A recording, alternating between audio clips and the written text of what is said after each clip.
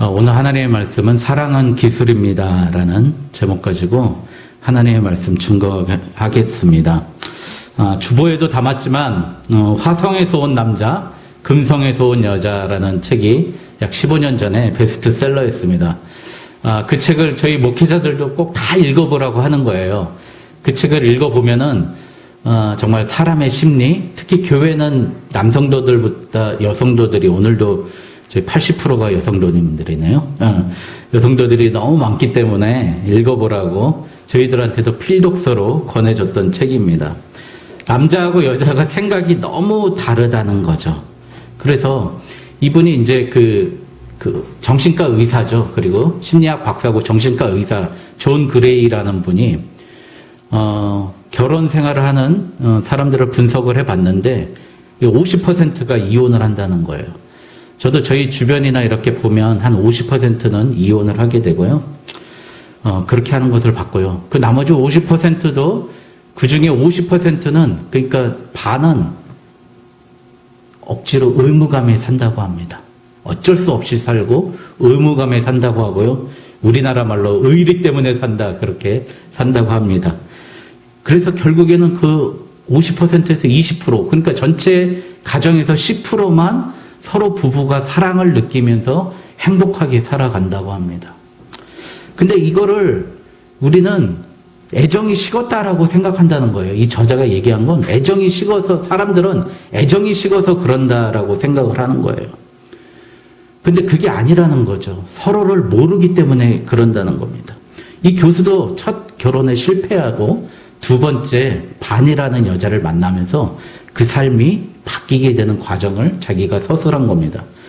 자기도 일 중독에 빠져 있었던 사람이라고 합니다. 일주일에 52시간 사람들하고 상담을 했고요. 52시간을 상담을 했다고 합니다.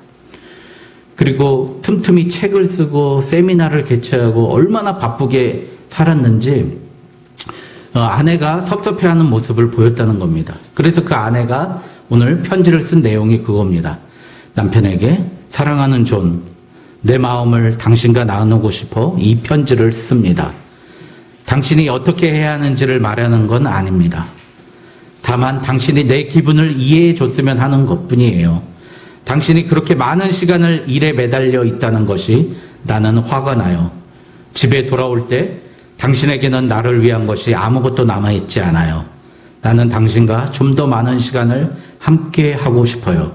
당신이 나보다 상담 의뢰인들에게 더 신경 쓰는 것 같아 속상할 때가 많아요. 당신의 지친 모습은 나를 힘들게 합니다. 당신이 그리워요.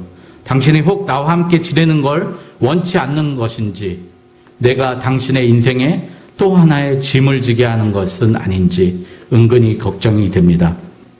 내 이야기가 당신에게 쓸데없는 투정처럼 들릴까봐 마음이 쓰이는군요. 이 편지가 당신에게 괴로움을 주지 않기를 바랍니다. 당신이 최선을 다하고 있다는 걸 난 알아요. 늘 감사하는 마음이에요. 당신을 사랑하는 바니가. 이 편지를 읽게 된 그 존 그레이는 자기가 생각을 바꿨다고 그래요. 그래서 그 후에 하루에 8명 만나는 고객을 7명으로 줄이고 나의 8번째 고객은 내 아내다라고 생각하고요. 작은 일에 집에서 작은 일을 하기 시작했다고 합니다. 그 가정생활이 잘 되면 그 영향이 일터에까지 미치게 된다는 것을 본인은 발견했다고 합니다. 가족으로부터 사랑받고 있음을 느낄 때 더욱 자신감을 갖게 됐고 남들 역시 나를 더 신뢰해 주게 되었다고 합니다. 결국 이게 얼마나 사랑받는다는 것이 얼마나 경이로운 것인지 그 비법을 조금씩 터득해 나가기 시작하면서 나는 사랑받기 위해서 무언가를 해야 할 것 같은 압박감에서 벗어날 수 있었다. 그것은 정녕 구원이었다라고 이야기하는 이 마지막에 자기 결론을 이렇게 맺습니다. 내가 사랑받기 위해서 밖에 나가서 열심히 일하는 게 아니었구나. 그게 구원이 아니었고 그게 나의 목적이 아니었다는 걸 알았던 거예요. 남자는 사랑하는 행위가 인정받는 것이라고 착각을 합니다. 그래서 남자들은 다 자기가 전문가가 되고 싶어 한다고 그래요. 기술 전문가, 지식 전문가, 사업 전문가 다 다 전문가가 되길 원하고 승리하고 집에서 그 전리품을 가지고 돌아오는 개선 장군이 되길 원한다고 합니다. 여러분, 야곱과 에서의 비유에서 보면 정확합니다. 야곱은, 에서는 어떤 사람이었습니까? 늘 밖에 나가서 와일드하고 털 많이 나고, 예? 토끼 잡아오고 염소 잡아오고 여우 잡아오고 그랬던 에서 아닙니까? 그래서 이삭이 사랑했어요. 그게 바로 전형적인 남자의 모습이었죠. 근데 반대로 야곱은 어떻게 했습니까? 야곱은 늘 엄마 밑에서 엄마하고 대화하고 겨우 할 줄 아는 게 뭐죠? 팥죽 쓰는 거 할 줄 아는 그런 소심남이었습니다. 그래서 남자들은 아내가 아프거나 힘들어하거나 짜증날 때, 남편에게 불평을 내놓을 때, 불평할 때 도망갑니다. 떠나거나 잠수를 탑니다. 반대로 여자는 그때 내 말만 들어줬어도, 그때 같이 있어주기만 했으면 다 풀린다고 합니다. 여기 책에서 101가지 남편들이 아내에게 할 일이 나오는데요. 제일 많이 등장하는 게 같이 있어주기예요. 그리고 아내가 다른 사람 막 힐난하고 비판할 때 아내 편 들어주라는 거예요. 내 편이 되어달라는 거. 내 편이 되어주면 그게 성공한다는 거예요. 그리고 고백하라는 게 5번이나 있어요. 아침에 사랑한다고 고백해라. 하루에 4번 사랑한다고 고백해라. 남들 앞에서 사랑을 표현하라. 꽃을 사줘라. 5번이나 사랑을 고백하라고 101가지 실천 기술에 이렇게 나와 있습니다. 지금 우리 현실로 들어보니까 50살이 넘으면은 남자들은 약해지고 여자들은 강해진다고 그러지 않습니까? 그 얘기 많이 하죠. 근데 그런 가정이 다 보면 행복하게 살더라고요. 제 주위에도 행복한 가정들 보니까 남편들이 다 약해졌어요. 남편이 여자들이 무서워요. 집에 그렇게 이야기하더라고요. 남자들이 약해지니까, 그리고 같이 하는 시간이 많아지니까 다 행복하게 사는 거예요. 요즘에 고혼이 나이 들어서 하는 이혼이 늘어나는 이유가 뭐죠? 서로 이제 우리는 살아야 될 이유가 하나도 없어. 자식도 알아서 크는데 우리가 왜 서로에게 힘들게 하면서 살아? 이렇게 한다는 거죠. 이 평범한 책에서도 여러분 성경의 진리가 파고들어 있지 않습니까? 여러분 쉬라는 거예요. 좀 쉬라는 겁니다. 이 성경적 원리를 어떻게 보면 이 책에서 자신의 전문적인 지식으로 풀어냈다고 생각이 듭니다. 쉬고 함께 있어 주라는 겁니다. 이번 휴가를 제가 너무 즐겁게 지냈습니다. 주일 오후에는 그 속초에 있는 우리 예수생명교회 우리 박성화 목사님, 임재은 사모님하고 저희 사모님하고 이렇게 넷이서 방문을 했어요. 교회를 가봤는데 너무 아름답고 이쁘게 꾸미고요. 또 저희가 막 전화한 3시 중에는 주일학교 애들이 많이 와가지고 주일학교 애들한테 설교하느라고 목사님이 전화를 못 받으셨대요. 그러니까 이 단 3명의 가정만 가서 지금 작년부 주일학교가 생기면서 하나님이 열어주시는 거예요. 문을 열어주시는 가정을 보면서 너무 즐거웠고 도전도 받고 행복했습니다. 이렇게 같이 하니까 너무 좋더라고요. 그리고 쿠우쿠우입니까? 쿠우쿠우 가가지고 먹는데 정말 기본 3접시는 다 먹고 왔습니다. 얼마나 맛있는지, 속초라서 맛있는지. 또 그 다음날 아름다운 설악산을 봤어요. 설악산 케이블카를 타고 가는데 그 멋있는 모습을 같이 있으니까 제 아내랑 목사님하고 사모님하고 같이 보내니까 너무 행복하고요. 또 바닷가 카페에 가서 옥상 루프탑이라고 하죠. 그 카페에서 사진 찍고 바라보는데 너무 행복하고 좋은 거예요. 너무 멋있는 거예요. 같이 느끼는 게 그만큼 중요한 것 같습니다. 여러분들 완전히 이번 휴가는 먹방이었습니다. 올 때 또 닭갈비까지 먹어가면서 계란볶음밥까지 해먹으면서 재밌게 지냈습니다. 재밌는 좋은 시간을 보냈습니다. 여러분들 같이 있어 달라는 거예요. 하나님의 마음도 오늘 나랑 좀 같이 있어 달라는 거예요. 우리 여성들이 하는 얘기도 마찬가지예요. 내가 당신한테 해결해 달라는 얘기가 아니라 내 얘기 좀 들어달라고요. 그 얘기더라고요. 근데 저도 맨날 잡아오기 바빠서 뭔가 해야 되는 줄 알고 맨날 바쁘게 사는 것에 익숙해졌던 것 같습니다. 그래서 오늘 화성에서 온 남자, 금성에서 온 여자의 주제는 뭐냐면 상대방을 알라는 거예요. 상대를 알라는 거예요. 상대를 알지 못하는 거예요. 언어도 틀리다는 거예요. 화성 언어하고 금성 언어하고 말도 틀리다는 거예요. 여자들의 말과 남자들의 말이 다 틀리다는 겁니다. 여러분들 장로교회 존 칼빈의 교리를 많이 따르고 추종합니다. 그가 쓴 책이 기독교 강요, 아마 역사 교과서에도 나오죠. 기독교 강요인데요. 거기 시작하는 1권 제목이 창조주 하나님에 관한 지식입니다. 여러분, 그래서 사랑은 지식이에요. 우리가 꽃이 있었는데요. 여기 화초가 있었는데 좋은 선물을 우리가 교회가 받았어요. 그런데 화초에 대한 지식이 전혀 없으니까 일주일에 엄청 물을 써 부어준 거예요. 근데 다 썩어 죽어버리는 거예요. 여러분, 꽃들도 화초도 지식이 없으면 죽여버린다는 거예요. 그래서 여기 있던 걸 저 밖으로 여러 입구에다 내놨어요. 그랬더니 새 이파리, 새 줄기가 3개나 나는 거예요. 그리고 하나는 이렇게 이파리가 펴지는 거예요. 물을 안 주고 밖에 공기를 세게 해줬더니 그러는 겁니다. 여러분, 결국엔 우리가 사랑한다는 것은 지식인 겁니다. 그것에 대해서 아는 게 사랑이라는 거예요. 우리는 그런데 사랑은 내가 사랑해 주기만 하면 돼. 우리 엄마 아빠들이 왜 큰아들에게 맨날 미워합니까? 큰아들한테 미운 감정, 그 미안한 감정이 넘치는 이유가 뭐죠?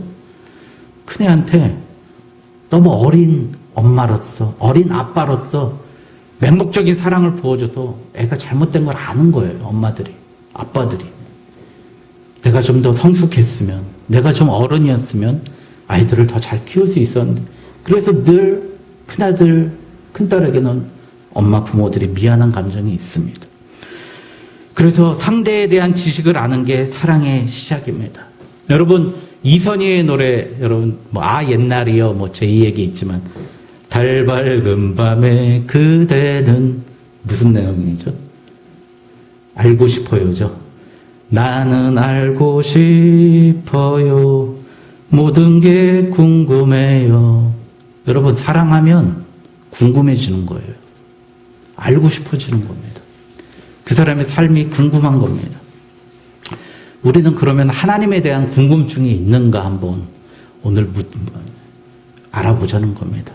하나님은 도대체 우리에게 무엇을 원하시는 건지, 우리가 하나님을 어떻게 사랑해 주시는지 그거를 알아봤으면 좋겠다는 겁니다. 이솝우화에서 보면은요, 여우는 두루미에게 식사 대접을 할 때요, PPT 보시면, 두루미가 놀러 왔어요. 여우는 뭘 대접하죠? 스프를 대접해요. 넓적한 접시에다가 스프. 여우는 잘 핥아서 먹죠. 두루미는 그걸 못 먹습니다. 여러분, 그래서 두루미가 다시 여우를 초대합니다. 호리병에다가 콩을 넣어가지고 이렇게 됩니다. 나중에 이제 털에게 맞는 걸 준다는 거죠. 여러분, 이게 바로 우리가 사랑하는 방식이에요. 나는 다 해줬는데 너는 왜? 내가 돈을 못 벌어줬어. 내가 뭘 안 해줬어. 뭘 이렇게 이야기하지만 결국에는 상대방은 전혀 먹을 수 없고 받을 수 없는 사랑을 해준다는 거예요. 이게 바로 우리의 사랑의 현 주소라는 겁니다. 그 L.A. 프롬이 쓴 책 사랑의 기술, 제가 그 20대 청년 때 돈도 별로 없을 때 샀던 책 아직도 있더라고요. 그제 보니까 그 오래된 책이 있더라고요. 책값이 5,000원이더라고요. 그때 당시에. 그런데 그 처음의 시작이 뭐냐면, 처음의 시작이 사랑은 감정인가 기술인가, 사랑은 감정인가 기술인가를 묻습니다. 여러분, 사랑은 감정이 아니라요, 사랑은 계속 기술을 습득해야 된다는 거예요. 여러분, 왜 배신당하고 실현당합니까? 그 감정에만 머물러 있기 때문에, 더 이상 노력하지 않기 때문에 사람들은 사랑에 실패하고 만다는 거예요. 사랑도 건축, 음악, 회화, 문학처럼 계속해서 공부하고 숙달하고 자기 화가 되어야 할 수 있다는 거예요. 그러니까 결국 사랑은 노력이라는 겁니다. 내가 매력적인 사람이라서 사랑이 되는 게 아니라 내가 노력하는 사람이기 때문에, 알려고 드는 사람이기 때문에 매력적인 사람이라는 겁니다. 여러분, 왜 그러면 미스 코리아가 제일 좋은 삶과 제일 좋은 결혼을 해야 되잖아요. 근데 제일 많이 파경에 이르지 않습니까? 불행한 생활이 있지 않습니까? 우리의 신랑 되신 예수님과 우리가 어떻게 좋은 부부 관계를 유지할 수 있을까? 바로 앞에서 말한 예수님에 대해서 알고 하나님에 대해서 아는 것, 하나님의 마음에 대해서 아는 것이 필요한 줄 믿습니다. 그래서 오늘 그에 대해서 좀 나누려고 합니다. 오늘 하나님께서는 우리에게 첫 번째 쉬라는 거예요. 오늘 말씀해 보니까요, 10절에 일곱째 날 내 하나님 여호와의 안식일이니 너나 내 아들이나 내 딸이나 내 남종이나 내 여종이나 내 가축이나 내 문 안에 머무는 객이라도 아무 일도 하지 말라는 겁니다. 프랑스에서는 주 35시간을 근무한다고 그래요. 공무원들이 투잡이 허용이 됐대요, 프랑스는. 그런데요, 퇴근 후에 11시간 쉬는 시간을 확보하지 않으면 투잡은 불법이 되는 거예요. 그럼 무슨 말씀인지 아시죠? 24시간 중에 하루에 프랑스에서 8시간을 일을 하면은요, 16시간이 남잖아요. 거기서 11시간의 휴식 시간이 있어야만이 투잡을 허용해 준다는 거예요. 그러니까 실제로 투잡을 할 수 있는 시간은 3시간에서 4시간, 길어야 5시간밖에 없는 거죠. 11시간은 무조건 쉬게 하는 겁니다. 저는 대학에 가서 깜짝 놀란 게 있어요. 교수님 봉구표를 보고 놀랐어요. 지금으로부터 벌써 30년 전 가까운데요. 교수 중에 제일 낮은 교수, 조교수 월급이 400만 원이었어요. 그때 당시. 와, 어떻게 그렇게 많은 월급을 주는지. 근데 더 놀란 건 일주일에 수업이 3시간밖에 없어요. 월요일 날 한 타임, 수요일 날 한 타임, 금요일 날 한 타임. 제일 많은 교수님 수업이 3타임이고요. 어떤 교수님은 일주일에 한 타임, 3시간밖에 없고 어떤 교수님은 2과목밖에 없는 거예요. 근데 왜 그렇게? 근데 규정이 있더라고요. 3과목 이상 못 가르치게 돼 있더라고요. 학교 법에, 교수가. 왜 그럴까요? 그 남은 시간에 창의적인 연구를 하라는 거예요. 공부를 하라는 거예요. 준비를 하라는 겁니다. 여러분, 우리 서태지와 아이들 옛날에 얼마나 멋지고 그 멋진 음악을 많이 했습니까? 그런데 갑자기 열심히 인기 제일 많을 때 갑자기 기자회견하면서 잠시 재충전의 시간을 갖겠습니다. 딱 그래버리는 거예요. 걔네들은 이상하게. 그래 그 전유성 씨가 아니 지들은 뭐 핸드폰 배터리인 줄 알아? 지들이 무슨 충전으로 해? 뭐 이렇게 해갖고 비난하는 걸 봤는데요. 근데 1년 지나가지고 다시 돌아오면 완전히 다른 음악, 우리의 상식을 깨는 음악을 만들어서 돌아오는 거예요. 전유성 씨가 틀린 거죠. 인기 있고 돈이 있을 때 계속 노래해야지 왜 무슨 쉰다고 그래? 막 이렇게 비난을 했거든요. 근데 그만큼 쉬어야 새로운 것을 만들어낼 수 있는 겁니다. 창의적인 음악을 만들어낸 거죠. 우리 인간은 기계가 아니기 때문에 그렇습니다. 어느 여집사님이 저한테 그래요. 내가 아침에 출근할 때는 정말 하나님 말씀대로 오늘 열심히 살아야지 그런데 출근해가지고 일이 딱 시작되는 순간에 그때부터 일에 치여서 아무 일도 못한다는 거예요. 그러니까 하나님이고 신앙이고 있고 하루를 다 그냥 보낸다는 거예요. 그게 우리 직장생활의 일상 아닙니까? 그런데 일주일에 하루 있는 안식일조차 우리가 우리의 생각 다른 곳에 있으면 우리는 오늘 처음에 제가 말씀드렸듯이 화성인이 되는 거예요. 금성 여자가 되는 거예요. 천국 사람이 되는 게 아니에요. 화성 말을 하고 화성인 생각을 하고 화성인의 나라의 법을 지키며 사는 사람이 되는 겁니다. 그러니 통하지 않은 거예요. 하나님하고 꽉 막혀 있는 게 되는 겁니다. 그래서 쉬라는 거예요. 그리고 우리가 잘 아는 밭을 읽을 때도요. 여러분, 저 밤나무 있잖아요. 밤은 해거리를 해요. 한 해는 많이 열리고 한 해는 안 열리고요. 그렇게 은행도 그러더라고요. 제가 보니까. 그리고 밭을 보면은 저희 권사님 잘 아시겠지만 밭은 묵전이 있어요. 묵혀두는 밭이 있다고요. 옛날에 비료가 많이 안 좋았을 때는 묵혀두는 밭이 있다고요. 하나님도 어떻게 하십니까? 제7년에는 안식하라고, 밭을 쉬게 하라고 하셨어요. 그리고 77에 49 될 때는 온통 전체가 쉬게 하라고 그렇게 말씀하셨어요. 여러분들 마찬가지로 우리도 그 쉬는 패턴을 가져야 된다는 겁니다. 안식일을 왜 지켜야 하는지 말씀을 드리려고 합니다. 그래서 오늘 이 긴 이야기를 한 겁니다. 우선 하나님께서요, 이 안식일 이 날에 복을 주셨다는 겁니다. 내가 복을 받은 게 아니라요, 오늘 일요일이라고 그러죠. 일요일이라고 해도 돼요. 괜찮아요. 이 주일에 하나님이 날짜에 복을 주셨다는 거예요. 이 날에. blessed day예요. blessed, 복 받은 날이에요. blessed Sabbath days. 예? 안식일이 사바트거든요. 샤바트. 예? 그 쉬는 날에 복을 줬다는 겁니다. 여러분, 세상 사람들도 귀신 없는 날이라고 해가지고 그날은 이삿짐을 한 50% 비쌉니까? 30% 비쌉니까? 저희는 너무 좋아요. 저렴하게 이사할 수 있어가지고. 그런 거 신경 안 쓰고 다니니까 그래요. 세상 사람들도 날짜에 뭐 어쩌고저쩌고 따지는데 하나님은 이 주일 안식일에 복을 주었다는 거예요. 이 날에. 이 날을 지키는 사람은 복이 있다는 거예요. 여러분. 여러분, 거기서 여기 The Lord blessed the Sabbath day. blessed. 축복을 주었다는 거예요. 하나님이 주셨는데 우리가 받았다는 거죠. bless가 무슨 뜻이에요? blood. 피 흘림이라는 뜻입니다. 예수 그리스도의 어린 양의 피 흘림으로 우리가 복을 받았다는 게, 복된 날이라는 게 bless입니다. blessing. 복 받은 날이라는 겁니다. 예수님이 그래서요, 유대인, 바리새인, 서기관들이 그렇게 예수님 괴롭힐 때도 예수님 안식일에 다 복을 주셨어요. 여러분, 한번 제가 말씀드려볼게요.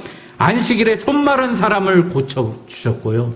귀신 들려 몸이 굽은 여인을 고쳐주셨어요. 안식일에 38년 동안 병들어서 앉아있던 사람을 일으켜 세우셨습니다. 소경된 사람을 고쳐주셨습니다. 심지어 안식일에 하지 말아야 될 침을 뱉어서 흙으로 이겨가지고 눈에 발라가지고 소경을 낫게 하신 사건이 안식일에 있었습니다. 여러분,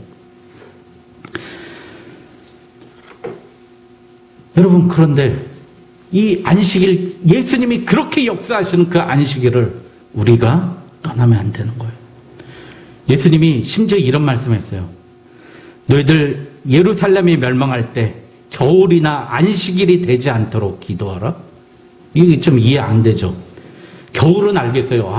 예루살렘 멸망할 때 도망가는데 추우면 안 되겠구나. 그건 알겠는데 안식일이 되지 않도록 기도하라. 마태복음 24장 20절에 안식일이 되지 않도록. 왜 그러신지 아십니까? 유대인들이 안식일에는 1km밖에 못 걷게 돼 있어요.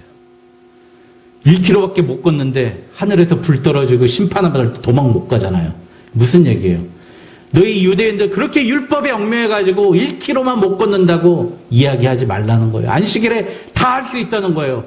하나님의 축복받을 일이면 무조건 다 할 수 있는 거예요. 안식일의 주인이 예수 그리스도이고 안식일의 주인이 예수님의 참된 사람인 우리인 겁니다. 여러분, 근데 유대인들은 안식일에 뭐 하지 말라고. 제가 미국에요, 저 뒤에 있어요. 눈치를 보는 거예요. 계단 그 짐 캐리어 들고 올라가기 싫으니까 제가 타니까 싹 타는 거예요. 그 서드 플로어 3층 눌러달라는 거예요. 안식일이라서. 심지어 그렇게 한다니까요, 유대인들이. 예. 여러분, 안식일은 바로 예수님이 일하시는 날이기 때문입니다. 그리고 여러분, 안식일은요, 예수님이 우리를 보호하시는 날입니다. 이집트에서 결정적으로 탈출하게 된 계기, 10번째 재앙이 무엇이었습니까? 바로 장자를 죽이는 일이었습니다. 여러분들 잘 아시는 유월절이 시초가 10번째 재앙이었습니다. 어린 양의 피를 문틀, 저희 교회 문 보이시죠? 틀에다가 어린 양의 피를 바르라고. 출애굽기 12장 22절에 우슬초 묶음을 가져다가 그릇에 담은 피에 적셔서 그 피를 문 인방과 좌우 설주에 뿌리고 아침까지 한 사람도 자기 집 문 밖에 나가지 말라고 하셨습니다. 여러분, 저 문설주 예수 그리스도의 피를 발랐던 날이 뭐라고요? 안식일이고 그 날에 세상에 나가지 말라는 거예요. 밖에 나가지 말라는 거예요. 죽는다는 거예요. 하나님의 멸하시는 자가 다 죽여버리겠다는 거예요. 너희는 어디요? 한 사람도 아침까지 자기 집 문 밖에 나가지 말라. 여러분, 안식일에 다른 데 가지 마십시오. 하나님이 정령 죽인다고 말씀하십니다. 여러분, 그래서 그게 바로 예수 그리스도의 십자가의 의미인 겁니다. 우리가 주일을 지키는 이유가. 우리가 안식일에 세상에 나가는 일은 우리의 영적 죽음을 말하는 겁니다. 우리 PPT 한번 넘겨주실까요? 출애굽기 31장 14절 같이 읽겠습니다. 시작. 너희는 안식일을 지킬지니 이는 너희에게 거룩한 날이 됨이니라. 그날에 더럽히는 자는 모두 죽일지며 그날에 일하는 자는 모두 그 백성 중에서 생명이 끊어지리라. 다음 읽겠습니다. 이사야 58장 13절에서 14절 시작. 만일 안식일에 내 발을 금하여 내 성일에 오락을 행하지 아니하고 안식일을 일컬어 즐거운 날이라 여호와의 성일을 존귀한 날이라 하여 이를 존귀하게 여기고 내 길로 행하지 아니하며 내 오락을 구하지 아니하여 사사로운 말을 하지 아니하면 내가 여호와 안에서 즐거움을 얻을 것이라. 내가 너를 땅의 높은 곳에 올리고 내 상 야곱의 기업으로 다스리리라. 여호와의 입의 말씀이니라. 할렐루야. 하나님이 이렇게 우리에게 복 주시기 원하시는 날입니다. 우리가 죽음에서 세상에서 우리 죽을 수밖에 없는 우리를 예수 그리스도의 피로 우리를 보호하시는 날이 안식일인 겁니다. 여러분, 예수님이 복 주시는 날, 예수님이 우리를 보호해 주시는 날이 안식일인 겁니다. 저도 9년 전에 너무 공허하고 힘들고 어려울 때가 있었습니다. 그때 제가 결단한 게 주일 성수하는 일, 매일 새벽 기도하는 일, 11조 하는 일, 이 세 가지를 하나님 앞에 결단했어요. 9년 동안 하나님께서 얼마나 많은 은혜를 주셨는지 이루 말할 수가 없습니다. 하나님이 내가 사망의 음침한 골짜기에 있을 때 하나님께서 그 적들 앞에서 내게 상을 베푸시는 경험을 너무 많이 했습니다. 시냇가에 심은 나무와 같이 나에게 계속 때에 맞춰서 나에게 물과 영양소를 공급해주는 하나님을 바라보았습니다. 여러분, 이제 하나님께서 우리를 진짜 사랑하는 것, 우리가 하나님을 사랑하는 것은 하나의 감정이 아니에요. 하나님을 알아가야 되는데요. 하나님이 지금 뭘 원하신다고요? 이 안식일은 너희에게 복이 되는 날, 복된 날이라는 거고 너를 지키는 날이라는 것을 우리가 알아야 합니다. 죽을 수밖에 없는 우리를 예수 그리스도의 어린 양의 피로 살려주신 그 날이 안식일이고요. 그걸로 끝난 게 아니라 예수 그리스도의 표징으로 부활과 천국을 확증하신 게 바로 안식일입니다. 그래서 우리는 토요일을 안식일을 지키는 게 아니라 주일날 안식일을 지키는 가장 큰 이유는 뭐냐? 우리가 예수님처럼 다시 살아나심을 믿습니다. 내가 죽어도 예수님의 모습처럼 부활하고 천국 백성이 되심을 믿습니다. 그래서 주일날 예배를 드리는 겁니다. 여러분, 다시 한번 말씀드리겠습니다. 안식일은 천국 백성이 되는 날인 줄 믿습니다. 우리 축복의 사람 되시길 주님의 이름으로 축원드립니다. 기도하겠습니다.